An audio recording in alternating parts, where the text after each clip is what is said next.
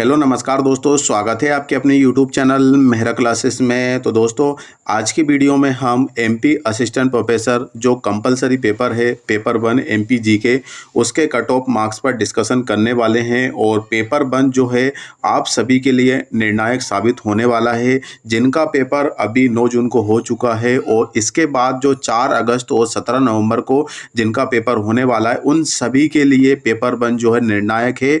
तो आज की वीडियो में इस पर हम डिस्कशन करने वाले हैं। तो दोस्तों चलते हैं हम आगे की ओर। और आगे बढ़ने से पहले आपसे रिक्वेस्ट जरूर करना चाहेंगे, यदि आप हमारे चैनल पर नए हो तो चैनल को जरूर सब्सक्राइब करना। तो हम चलते हैं आगे की ओर। तो दोस्तों यहाँ पर हम देख सकते हैं और हमारे जो ग्रुप है एमपी असिस्टेंट प्रोफेसर एग्ज़ाम 2024, इसमें व्हाट्सएप ग्रुप में भी हमने एक पोल क्रिएट किया था और इसी के साथ हमारा जो चैनल है यूट्यूब चैनल उस पर भी हमने एमपी जीके पेपर फर्स्ट के अकॉर्डिंग यहाँ पर एक पोल क्रिएट किए थे।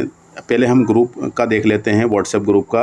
तो व्हाट्सएप ग्रुप में जो MP assistant professor right question हमने जो पहला ऑप्शन रखा है 15 से लेकर 20 क्वेश्चन यदि सही हो रहे हैं तो इसमें मात्र 2 कैंडिडेट ने सिलेक्ट किए हैं। हालांकि 400 प्लस इसमें कैंडिडेट शामिल है, मात्र काफ़ी कम लोगों ने अभी इसमें पोल किए, अपने वोट दिए हैं। बाकी 20 से हम देखें 20 से लेकर 25 तो यहाँ पे 34 कैंडिडेट इसमें वोट किए हैं। साथ में 25 से लेकर 30 देखें तो इसमें मात्र 13 कैंडिडेट हैं।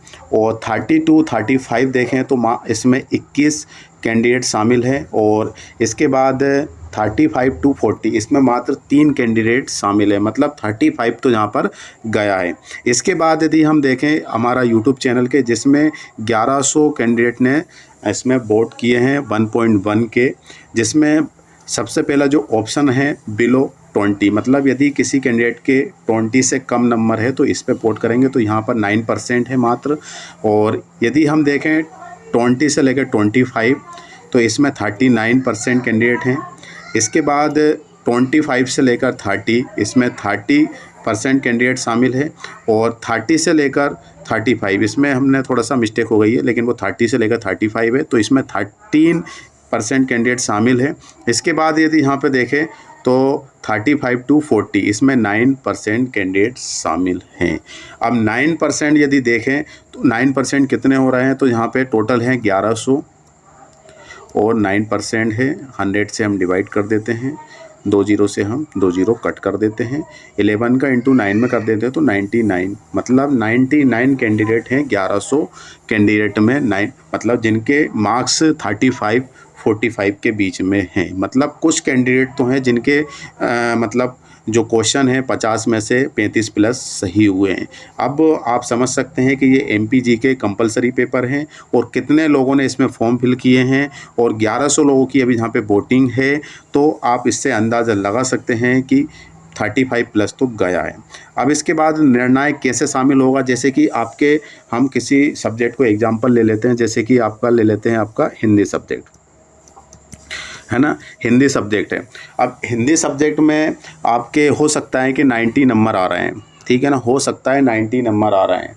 हाँ, सबसे पहले एक चीज़ और समझ लाते थे आपको जो एमपीजी के पेपर है दोस्तों, यदि आपका मतलब जनरल कैटेगरी से आप बिलोंग कर रहे हैं या फिर एमपी जनरल कैटेगरी से हैं तो आपका 40% होना चाहिए पेपर 1 में, ठीक है। और वहीं पे यदि आप रिजर्व कैटेगरी से हैं, मतलब एससी, इसके बाद एसटी और इसके बाद आपका ओबीसी, इसके बाद ईडब्ल्यूएस और इसके बाद आपका डिसेबल में आ जाएगा, ठीक है ना।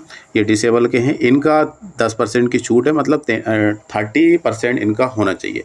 40% के अकॉर्डिंग इनके 20 क्वेश्चन सही होना चाहिए, 13% के अकॉर्डिंग इनके 15 क्वेश्चन सही होना चाहिए। लेकिन दोस्तों 20 क्वेश्चन या फिर 15 क्वेश्चन ही इम्पोर्टेंट नहीं है, ये सिर्फ क्वालिफाई मार्क्स हैं।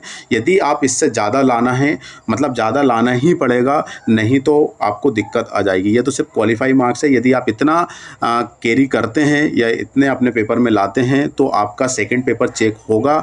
अदरवाइज़ यदि आप पेपर 1 यदि डिसक्वालीफाई होते हैं तो आपका सेकंड पेपर क्वालिफाई नहीं होगा। तो पेपर 1 ही आप सभी के लिए निर्णायक है। अब यदि हम एग्जाम्पल देख लेते हैं उसका कि आपको किस तरीके से ये मतलब आपको बेनिफिट देने वाला है।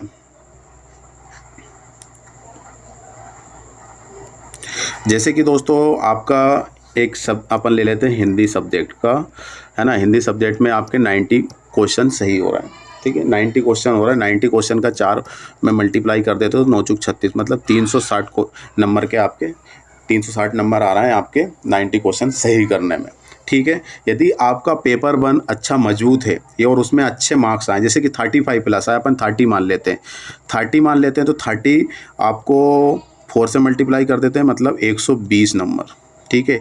120 को इसमें प्लस कर दोगे 0 और 6 2 8 और 3 2 5, 580 मार्क्स आ रहा है। मतलब आपके कितने क्वेश्चन सही हो रहे हैं यहाँ पे, 9 3 12, 120 नहीं, गलत तो नहीं हो रहा, 3 और 1 4 हो रहा है, सॉरी 4 क्वेश्चन यहाँ पे देख सकते हैं कि 6 2 8 और 480 मार्क्स आपके सही आ रहे हैं। 120 क्वेश्चन के 480 मार्क्स बन रहे हैं, जो कि आप सभी के लिए देखा जाए तो 800 नंबर का पेपर है। यदि और इंक्रीमेंट करते हैं, जैसे कि आपके 90 प्लस जाते हैं, तो ये आप सभी के लिए इम्पोर्टेंट है। यदि पेपर 1 2 में आपके कम नंबर आ रहे हैं और पेपर 1 आपका अच्छा है, अच्छे क्वेश्चन है, तो ये आपको पीछे से सपोर्ट करेगा आपकी मेरिट लिस्ट के अकॉर्डिंग, क्योंकि आपकी जो मेरिट लिस्ट बनेगी ऐसा नहीं है कि पेपर 2 से बनेगी, आपका मेरिट लिस्ट बनेगी पेपर 1 हो जाएगा आपका और पेपर 2 दोनों को मिलाकर आपकी क्या बनेगी, मेरिट लिस्ट बनेगी। और मेरिट लिस्ट में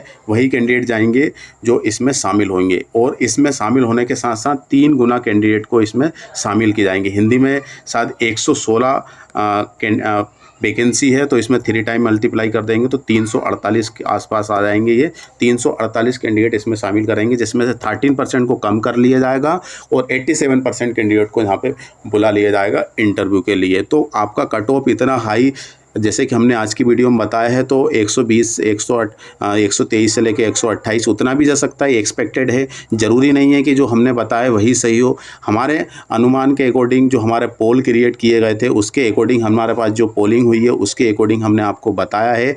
अब आयोग के अकॉर्डिंग, मतलब जो आपने पेपर दिए गए उसके अकॉर्डिंग कितना आता है, वो आयोग की मतलब जो आंसर की आएगी उससे हमें पता चल जाएगा। बाकी आप अपने अकॉर्डिंग एडवाइस हमें कर सकते हैं और कमेंट कर सकते हैं कि सर इतना नहीं जा सकता है या फिर इतना जाएगा, है ना। ऐसा नहीं है दोस्तों कि जो हम बता रहे हैं वही सही हो, क्योंकि ये तो एक्सपेक्टेड कट ऑफ है, और इसी के चलते हुए कोई गलत कमेंट और इस तरीके से करने से कोई फ़ायदा है नहीं। आप हमें बता सकते हैं कि नहीं सर इतना नहीं जाएगा, कंडीशन अप्लाई कर सकते हैं, क्यों नहीं जाएगा रीज़न बता सकते हैं। अब यदि सही होगा तो बिल्कुल हम उसको मानेंगे, ऐसा थोड़ी नहीं है, लेकिन गलत कमेंट करने से कोई मतलब होगा नहीं, है ना। आपके अकॉर्डिंग क्या सही हो सकता है वो आप हमें कमेंट करके बता सकते हैं। तो पेपर 1 जो है आप सभी के लिए निर्णायक साबित होगा। यदि पेपर 2 में यदि आपके क्वेश्चन कम हो रहे हैं तो आपका पेपर 2 आपका मजबूत होगा, तो ये पीछे की तरफ से आपको बिल्कुल पूरा सपोर्ट करेगा आगे ले जाने के लिए। और जहाँ तक है कि कट ऑफ बिल्कुल कम जाएगा, क्योंकि 3 गुना कैंडिडेट इसमें शामिल किए जाएंगे। तो जो कट ऑफ यदि विदाउट इंटरव्यू से रहेगा, विदाउट इंटरव्यू को होता तो वो कट ऑफ ऊपर जाता, और इसके अकॉर्डिंग आपका 3 गुना यहाँ पे बुला रहे हैं तो कट ऑफ थोड़ा सा नीचे ज़रूर जाएगा ही जाएगा। फिलहाल के लिए प्रोविजनल आंसर की कभी भी आ सकती है 2-3 दिनों के अंदर अंदर, और उससे हमें पता चल जाएगा कि हमारे मार्क्स कितने आ रहे हैं फिलहाल की कंडीशन में। तो आज के लिए बस इतना ही है दोस्तों।